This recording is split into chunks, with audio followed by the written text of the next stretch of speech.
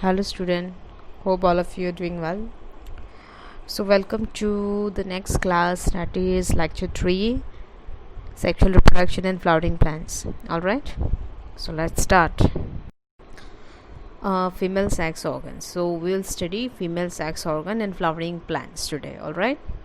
So as we have already discussed that what happened in female sex organs, it comprises of 3 parts basically, right?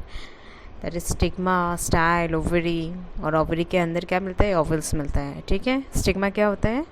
Stigma is the part of A pistol और carpel, और यहाँ पे pollen green germinate होता है. ठीक है. Next style. What is style? Style is long slander stock, okay, that holds the stigma.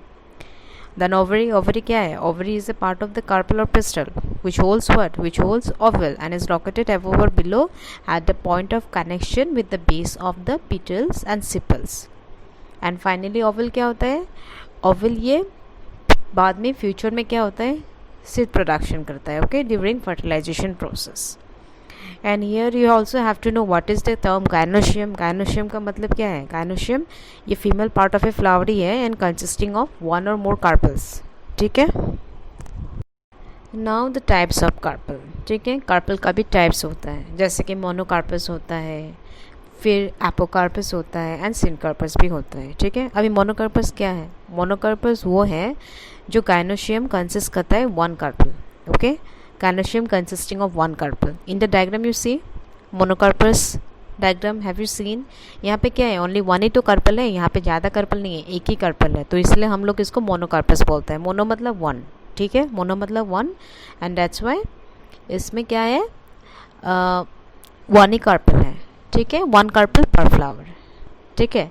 Next है apocarpous. अभी एपोकार्पस क्या है? यहाँ पे गायनोशियम क्या करता है? गायनोशियम विच कंसिस्ट मोर देन वन और मल्टीपल कार्पल. यहाँ पे बहुत ही कार्पल हो सकता है, वन और मोर कार्पल. ठीक है. Multiple carpel. और ये सब फ्री है, ये सब फ्यूज नहीं है, ये सब फ्री है, अनफ्यूज्ड है, and it is termed as apocarpous. In the diagram I think you have seen there are more carpels, more than one or multiple carpels are there, and that's why we term this as apocarpus, and they are free and unfused. Okay. the next आया है syncarpous. अभी syncarpous क्या होता है? Syncarpous यहाँ पे क्या होता है? Syncarpous which consist more than one carpels. यहाँ पे भी मोर देन वन कार्पल से मौजूद रहता है, लेकिन क्या होता है? Which are joint to form a single structure. लेकिन ये सिंगल स्ट्रक्चर फॉर्मेशन करता है, बट व्हाट हैपन, यहाँ पे more than one carpels present होता है, but joint to form a single structure. It is termed as syncarpous. ठीक है. हाँ, ये डायग्राम आप लोगों का क्लियर हो सकता है. ठीक है. यहाँ पे देखिए मोनोकार्पस तो क्लियर ही होगा, जैसे कि मोनोकार्पस में ओनली वन कार्पल ही प्रेजेंट है. ठीक है. लेकिन यहाँ पे आपका देखो एपोकार्पस एंड सिनकार्पस, यहाँ का जो डायग्राम है ये आपका क्लियर होगा. जो एपोकार्पस, कार्पल्स यहाँ पे फ्री है, और डायग्राम तो आपको देख ही रहा होगा, यहाँ पे क्या है? कार्पल्स फ्री रहता है. ठीक है. And more than one carpel ही है. और सिनकार्पस में क्या है? The carpels are united together, more than one carpel but they join together. ठीक है. Yeah, examples of pistils or carpels is also important. Okay. In monocarpus what happened? Monocarpus means we already have known that monocarpus is a single pistil, और इसका example आपका hibiscus है. Diagram I have given, you can see also that here is only one carpel, right? In multicarpus more than two pistil. ठीक है. multicarpus में more than two pistil है, और इसका example आप पेपर पर दे सकते हैं. ठीक है.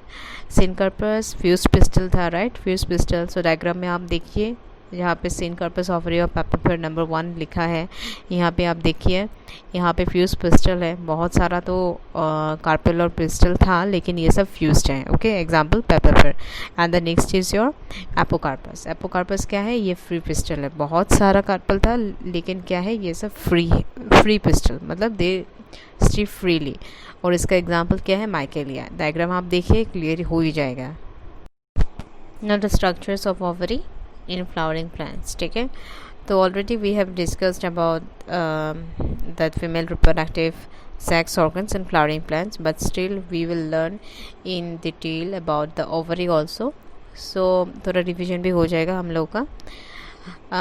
स्टिग्मा क्या था? Stigma is a part of the pistil और यहाँ पे पॉलन जर्मिनेट्स होता है, we already know. And style क्या था? Style of a flower is the stalk that supports the stigma and connect it to the ovary.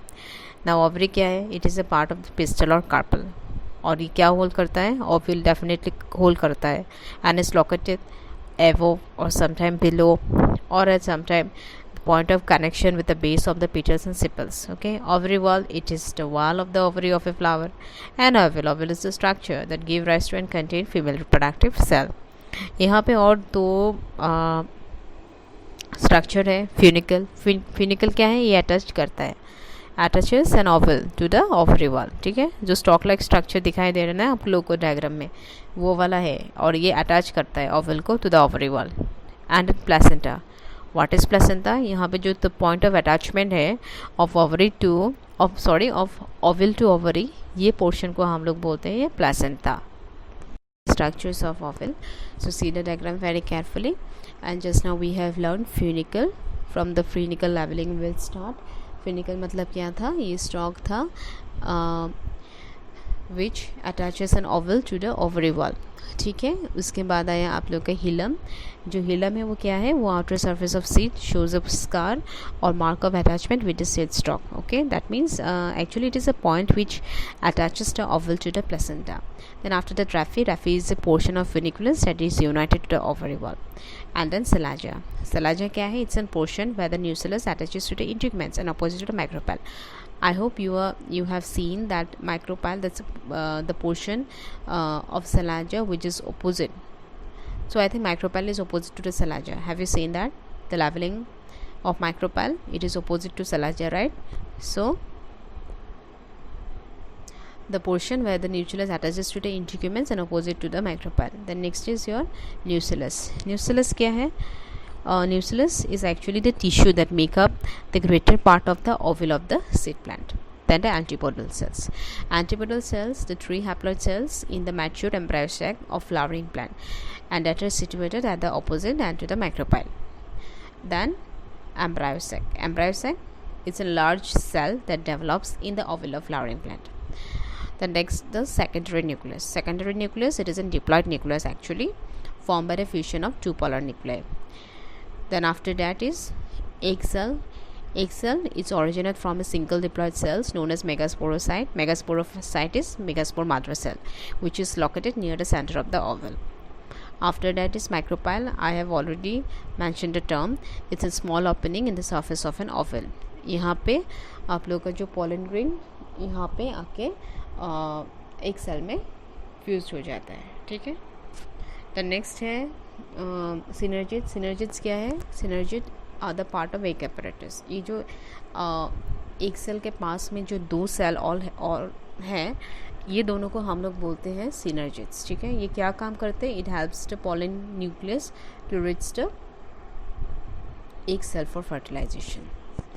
The next is your outer integuments. It's an outer protecting covering of the seed, and then the inner integument. Inner integument क्या है? ये inner protective covering of the seed है. ठीक है, I hope the structure is clear. Now megasporogenesis. Megasporogenesis क्या है? It refers to the development of megaspore. From where? From megasporocyte. Megasporocyte is megaspore mother cell, the cell that undergoes meiosis. Meiosis of the megasporocyte nucleus results in formation of 4 haploid megaspore nuclei. So before starting this process, I just want to remind you one thing, that in case of the male, what happened in case of the male, that we have studied about the sporangium, right? Microsporangium. वहाँ पे क्या हुआ था? it was filled with sporogenous tissue, and वहाँ पे every cell क्या था? Mother था, और वहाँ से हम लोग एक माइक्रोस्पोर मदर सेल लिया था जो कि डिप्लॉयड था. फिर we have undergoes meiosis 1. फिर उसके बाद 2 सेल बच गया था, हैप्लॉइड हुआ था. फिर उसके बाद again we have undergoes meiosis division. then उसके बाद 4 and हैप्लॉइड माइक्रोस्पोर बना था, मतलब मेल स्पोर्स वहाँ पे प्रोडक्शन हुआ था. ठीक है, सो यहाँ पे भी ठीक उसी तरह यहाँ पे भी ओविल जो होता है फीमेल रिप्रोडक्टिव ऑर्गन का जो ओविल होता है वहाँ पे क्या होता है, मेगास्पोर मदर सेल प्रेजेंट होता है। ठीक है, तो यहाँ पे भी सेम मेगास्पोर मदर सेल जो कि डिप्लॉयड है वो undergoes meiosis division, meiosis 1 division, फिर उसके बाद 2 सेल होता है, फिर उसके बाद again meiosis 2 undergoes meiosis 2 process, then उसके बाद आपका 4 हैप्लॉइड मेगास्पोर डॉटर सेल होता है। फिर यहाँ पे क्या होता है, यहाँ पे 3 डॉटर सेल डिसइंटीग्रेट डिस्ट्रॉय होता है, तो बचता है एक। तो वो मेगास्पोर क्या होता है, फर्दर माइटोसिस होता है, माइटोसिस अंडरगोस प्रोसेस। फिर उसके बाद क्या होता है, सेल तो एक ही होता है लेकिन न्यूक्लियस 2 बन जाता है आफ्टर माइटोसिस। फिर उसके बाद अगेन अंडरगोस माइटोसिस प्रोसेस, फिर क्या होता है, 2 न्यूक्लियस से 4 न्यूक्लियस बन जाता है सेल में। फिर उसके बाद अगेन माइटोसिस अंडरगोस प्रोसेस। फिर उसके बाद क्या होता है, 4 जो न्यूक्लियस था उसके बाद 4 से 8 न्यूक्लियस बन जाता है। ठीक है, फिर फाइनल जो एम्ब्रायो सेक्स का स्ट्रक्चर है वो कुछ इस तरह होता है। I think you have seen in the diagram, embryo sac का कुछ ऐसा स्ट्रक्चर बन जाता है and the nucleus are arranged like this. ठीक है, 3 ऊपर में होता है, 3 नीचे में होता है, फिर बीच में 2 रहता है। ठीक है, और 2 जो बीच में रहता है उसको हम लोग क्या बोलते हैं, एंडोस्पर्म मदर सेल। ठीक है, एंड जो लास्ट मतलब जो लोअर पोर्शन में 3 न्यूक्लियस है उसका जो मिडिल वाला है वो एक सेल है, वो फर्दर क्या होता है, वो फर्दर फ्यूजन का काम करता है। Now the mature embryo sac, यहाँ पे जब एम्ब्रायो सैक फॉर्मेशन होता है तब जो न्यूक्लियस उसका अरेंजमेंट कुछ इस तरह होता है। ठीक है, ऊपर में 3 न्यूक्लियस, फिर बीच में 2 न्यूक्लियस, फिर नीचे में 3 न्यूक्लियस। ठीक है, फिर what happen here that in the above there are how many cell, 3 cell, बीच में 1 सेल है और नीचे में 3 सेल है, मतलब यहाँ पे 8 न्यूक्लियस है एंड 7 सेल का फॉर्मेशन होता है। ठीक है, antipodal cell already I have discussed, इसका कुछ ऐसा इतना इंपॉर्टेंट रोल नहीं होता है यहाँ पे। ठीक है, फिर पोलर न्यूक्लियर क्या है, polar nuclear 2 nuclear that migrate to the centre of the embryo sac and fuse with a male nucleus to form the primary endosperm. इसका प्रोसेस हम लोग बाद में अच्छे से सीख लेंगे। फिर नेक्स्ट आया egg cell is the female reproductive cell. Okay, and जो central cell is the present in the centre of the embryo sac. Central cell is present in the centre of the embryo sac. फिर उसके बाद जो नीचे में है egg cell is the female reproductive cell. फिर उसके पास में जो 2 सेल्स हैं सिनर्जिट्स बोल के, सिनर्जिट एक्चुअली ये एक सेल का जो करीब है, it's present near to the egg cell. And then is the filiform apparatus. Filiform apparatus, it's a finger like, it seems to be finger like, and it attracts the pollen tube and it releases some chemicals also. Now fertilization we know that in pollen grain 2 male gamete बन चुका है, yes or no? Then यहाँ से pollen tube बनते हैं। pollen tube जब बनेगा यहाँ पे जो 2 मेल गैमेट्स हैं, 2 मेल गैमेट्स अभी सिनर्जिट को डिस्ट्रॉय करके एक सेल के साथ फ्यूज़ करेगा। जो फर्स्ट मेल गैमेट रिलीज होगा वो एक सेल के साथ फ्यूज़ होगा, और जो बाद में आएगा वो क्या करेगा, जो पोलर न्यूक्लियर में 2 न्यूक्लियर था उसके साथ फ्यूज हो जाएगा। ठीक है, इसका प्रोसेस हम नेक्स्ट स्लाइड में देखते हैं। Now to double fertilization. Double fertilization is the process of fusion of 1 male gamete with the egg along with the union of the second male gamete with the 2 polar nuclei or the secondary nucleus is called double fertilization. Okay, now see the diagram here.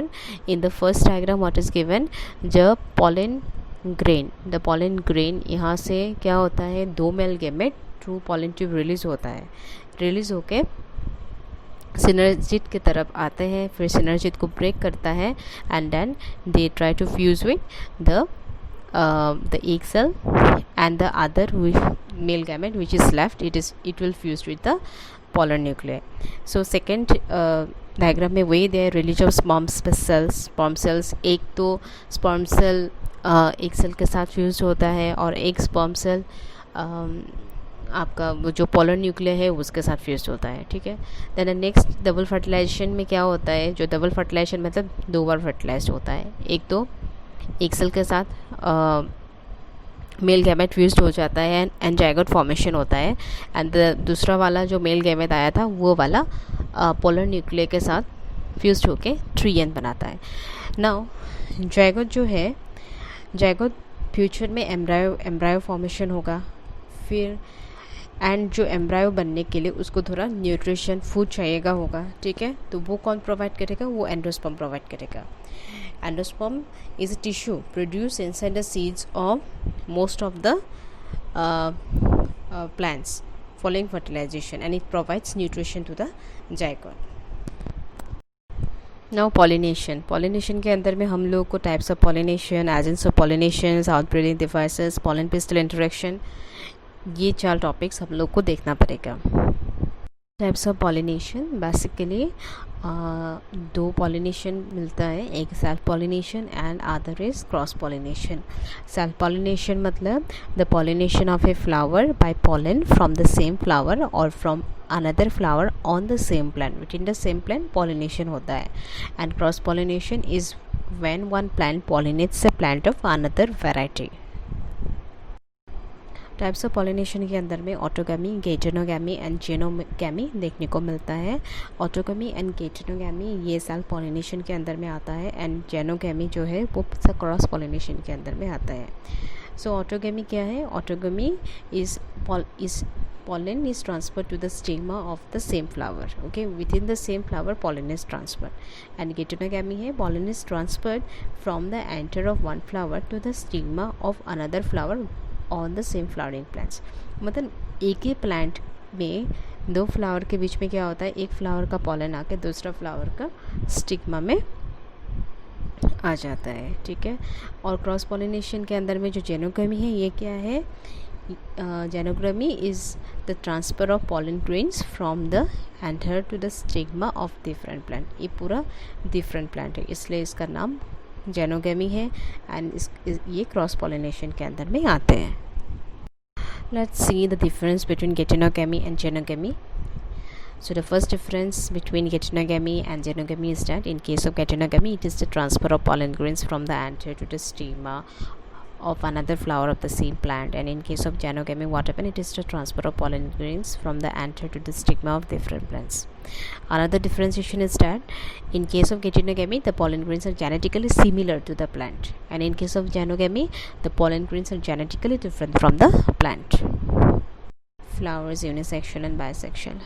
तो flowers unisexual भी होता है, bisexual भी होता है। सो अंदर unisexual क्या होता है, कभी कभी flowers either with the male part होता है और विद द फीमेल पार्ट होता है, एंड बाइसेक्शुअल में क्या होता है, with both the mail and female parts. Again this unisexual के अंदर में हम लोग कभी कभी मोनोशियस प्लांट भी देखने को मिलता है, एंड कभी कभी डायशियस प्लांट में देखने को मिलता है अंदर यूनिसेक्शुअल फ्लावर्स। सो मोनोशियस प्लांट में क्या होता है, male and female can be found on the same plant, मतलब मेल भी आप देख सकते हो, फीमेल भी आप देख सकते हो ऑन द सेम प्लांट, वो क्या वो है monoecious plant. Example maize plant. And in case of dioecious plant, male and female flowers are borne on separate trees. Separate trees में male and female flowers borne होता है, वो dioecious plant है। Example papaya plant. Papaya plant कभी कभी क्या होता है, कभी कभी फ्रूट्स देता है, कोई प्लांट कभी कभी फ्रूट्स नहीं देता है, तो ये टोटली सेपरेट होता है। जिसमें फ्रूट्स मिलता है मतलब वो फीमेल है, और जिसमें फ्रूट्स नहीं मिलता है मतलब वो मेल है, ठीक है। लेकिन इन केस ऑफ मेज जो मोनोशियस है, इसमें मतलब सेम ही प्लांट है, लेकिन वहाँ पे क्या होता है, अलग अलग mail and female flowers same he plant में देखने को मिलेगा। इन केस ऑफ डायशियस क्या होता है, male and female flowers are borne on separate trees, so that's why this is the best example papaya. And bisexual में तो मैं ऑलरेडी बोला कि बाइसेक्सुअल में क्या होता है, इन case of bisexual both male and female parts रहता है। इसका एग्जांपल हिबिस्कस है, मॉर्निंग ग्लोरी है, स्ट्रिंग बीन प्लांट है। कुछ एग्जांपल्स लेते हैं बाइसेक्सुअल फ्लावर्स का, कॉमेलिना, ऑक्जेलिस एंड वायला। इसमें क्या होता है, ये जो 3 प्लांट्स हैं, ये 3 प्लांट्स का जो फ्लावर्स हम लोग को स्टडी करना है, ठीक है। इसमें 2 टाइप्स का फ्लावर्स मिलता है, सेस्मोगैमस एंड क्लेस्टोगैमस। ये जो डायग्राम है ये कॉमेलिना का डायग्राम है, कॉमेलिना प्लांट्स का डायग्राम है, ठीक है। कॉमेलिना आप लोग थोड़ा गूगल करके देख लीजिए, उसका फ्लावर स्ट्रक्चर कैसा है आप लोग को आराम से मिल जाएगा, ठीक है। ब्लू कलर का एक्चुअली फूल फ्लावर होता है। सो सेस्मोगैमस फ्लावर्स मिलता है और इसमें क्लेस्टोगैमस फ्लावर्स मिलता है। जो सेस्मोगैमस जो फ्लावर है ये क्या होता है, ओपन रहता है, ओके। ओपन रहता है ताकि मतलब बाहर से कुछ पॉलन आके स्टिग्मा में आ जाए, और जो क्लेस्टोगैमस है ये पूरा बंद रहता है, ठीक है। तो ये फ्लावर का हम लोग को डिफ्रेंशिएशन जानना है। तो सेस्मोगैमस फ्लावर में क्या होता है, this flowers opens at maturity and expose to stigmas and stamens, ये ओपन ही रहता है। एंड क्लेस्टोगैमस में क्या होता है, these are bisexual flowers which do not open at all even in at maturity. So ये पूरा बंद ही रहता है, ये मैच्योरिटी नहीं होता है।